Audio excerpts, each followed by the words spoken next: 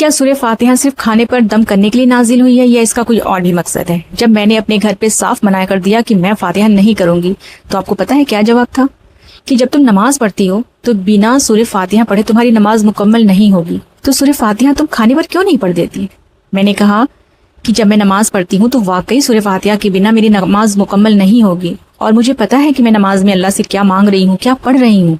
अगर मैं खाना आगे रख लेती हूँ और मैं सूरह फातिहा पढ़ती हूँ, अल्लाह से ये कहती हूँ कि अल्लाह मुझे सीधे रास्ते पर चला, अल्लाह उनके जिन पर तेरा इनाम हुआ, और मैं नीचे जो है खाना बहुत सारा रखी हुई हूँ, तो ये बताइए कि अल्लाह मुझसे खुश होगा मेरे इस अमल से? क्या अल्लाह मुझसे नाराज़ नहीं होगा?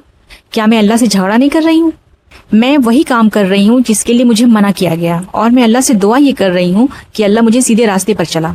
आप ये बताइए, आप किसी बीमारी की वजह से आप डॉक्टर के पास जाते हैं, डॉक्टर आपको कहता है कि आपको ये परहेज करना है और ये दवाइयाँ खानी है, आपको जल्दी शिफा मिल जाएगी, और आप क्या करती हैं कि डॉक्टर आपको जिस चीज़ से मना करता है आप वही खाती हैं और साथ में दवा भी खाती हैं, और वापस आके डॉक्टर से कहती हैं कि आपकी दवा में तो शिफा है ही नहीं।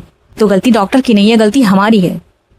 इसी तरीके से कुरान को जब हम समझ कर पढ़ेंगे, अल्लाह के दीन को जब हम सीखेंगे सही तरीके से, ना कि अपने बाप दादा के दीन को फॉलो करेंगे कि बस उन्होंने जो कह दिया वो लकीर का फ़कीर हो गया, अब हम उससे हटेंगे नहीं, बिल्कुल नहीं। हमारे और आप पे फ़र्ज़ है इल्म को हासिल करना। जब हम सही इल्म को हासिल करेंगे, उस पर अमल करेंगे, तो ये सारी परेशानियां आएंगी जो मुझ पर आती हैं, आती रही हैं, और आगे पता नहीं कितनी आएंगी, और मैं तैयार हूँ।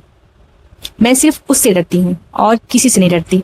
हक बात बोलने से और हक काम करने से मैं कभी पीछे नहीं हटूंगी।